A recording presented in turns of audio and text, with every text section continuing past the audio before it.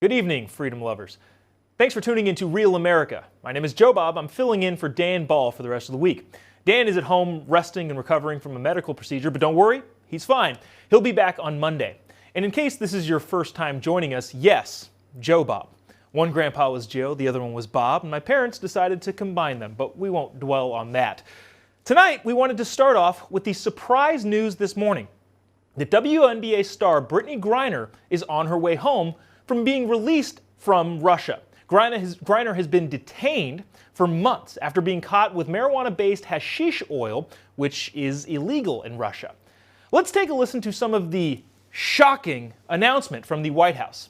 People all across the country have learned about Brittany's story, advocated for her release, stood with her throughout this terrible ordeal. And I know that support meant a lot to her family. I'm glad to be able to say that Brittany's in good spirits.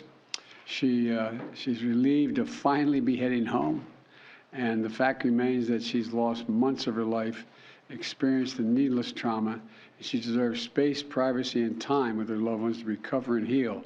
Now, I do want to make something abundantly clear. As an American, I don't like seeing any fellow American being locked up in a foreign country due to severely unfair sentencing, including Brittany Griner. I probably disagree with her on just about everything, and I'm happy to say so. But she is an American citizen, and regardless of how I feel about her as a person, I don't like seeing American citizens being mistreated abroad.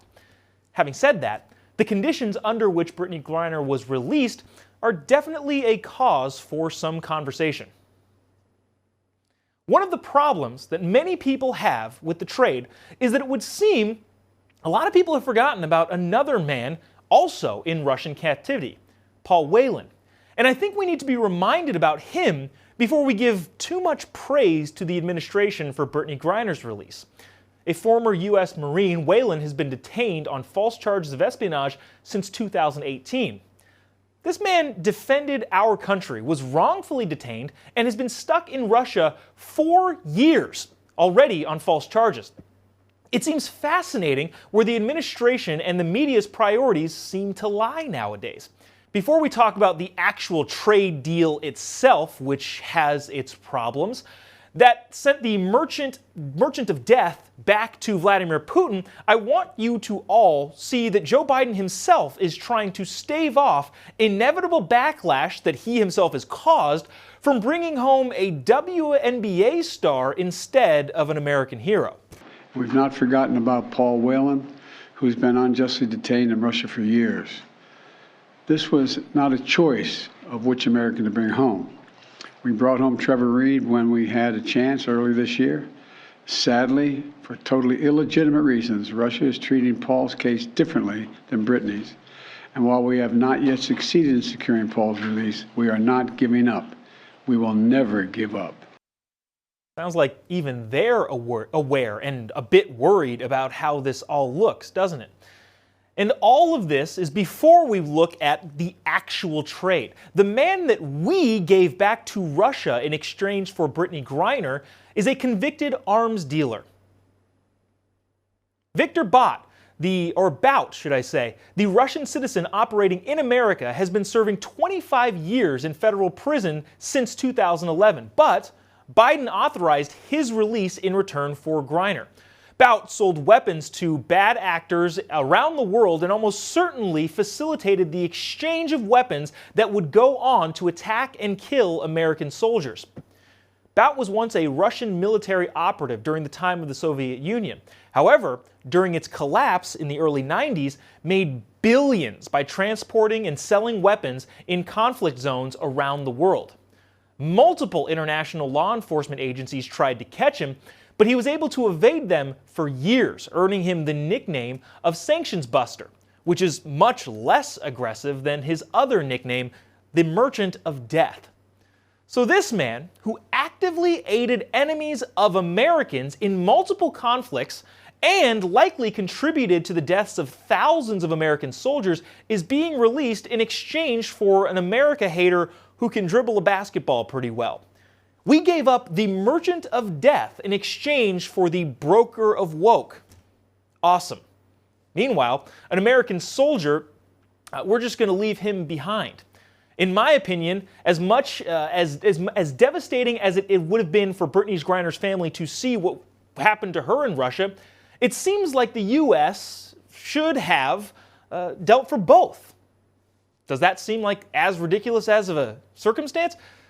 Joining me now to talk more about this debacle of negotiation is senior counsel at the Lawfare Project and national security law expert Gerard Filitti. Gerard, how are you doing?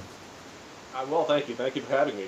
Appreciate you joining us. So, to start this off, does this trade make sense in your eyes? Again, obviously, from an outside perspective, it seems to be a little bit lopsided, but as someone in the know, is this normal or is this just as ridiculous as it seems to the rest of us? Well, first, let me say that I am grateful that we have a wrongfully detained American citizen returning home. That's a good thing, and we commend the Biden administration for stepping up. But no, this is a little bit bizarre. It's not an equal exchange. When you think about the type of prisoner exchanges that have happened before, think spy swaps. You want to exchange someone of equal importance or equal prominence. We want to exchange someone who's suffered for 4 years wrongfully incarcerated, not someone who was just arrested this year for bringing illegal drugs into our country. It seems as an unequal exchange, to say the least. And we also need to see that this is unequal bargaining power. What does it say about the Biden administration when President Biden is saying that he could not secure Whelan's release, and this is the best that he could do? Have we really gotten to that point on the world stage where we can't achieve justice for our citizens? You mentioned that last thing you talked about, bargaining power. That's really interesting to me. So I'm curious, in your eyes, what kind of precedent does this set? Can it be that countries who have nationals locked up in American prisons just go grab anyone now in their country? So, for example, if somebody's vacationing in China and China wants one of their countrymen back, can they just grab up an American citizen and hold them until we oblige them? Well, that's exactly the risk. Unfortunately, this is not unprecedented. We've seen this with Iran. We have American citizens who disappeared in Iran and are probably wrongly incarcerated there to this day. After decades, we don't know what happened to them. Other countries simply don't subscribe to the same notions of fairness, justice, civil and human rights that we do. So that leaves our citizens vulnerable when they travel to these countries, like China, like Russia. It leaves them vulnerable to being used as pawns in a greater political game. But notably, this is not an ordinary American who was arrested. This was someone who is somewhat of a celebrity, African American, lesbian. It ticks the boxes, female. This is what ticks the boxes of getting activists involved to push for an exchange. Whereas a former U.S. Marine just doesn't attract that level of national outrage, unfortunately, as does Brittany Griner. Yeah, that's disheartening. In the couple seconds I have left, what other leverage is there? What do we have that Russia would accept for Paul Whelan? Because, of course, like Joe Biden said, I'm not going to forget about him. I'm hoping the administration doesn't forget about him. What do we have to bargain with? Economic pressure always works. We see that with Ukraine. We see that imposing sanctions, declaring Russia a state-sponsored terror. All of these should be on the table. And quite frankly, this is one opportunity to say, bring back our citizens, stop your conflict in Ukraine, stop funding terrorists throughout the world, or we will blacklist you on the global economic exchange. There's a lot that we can do. We don't need to exchange prisoners to do it. Great insight. Gerard, thanks so much for joining us. Appreciate you taking the time. Thank you so much for having me. Thank you.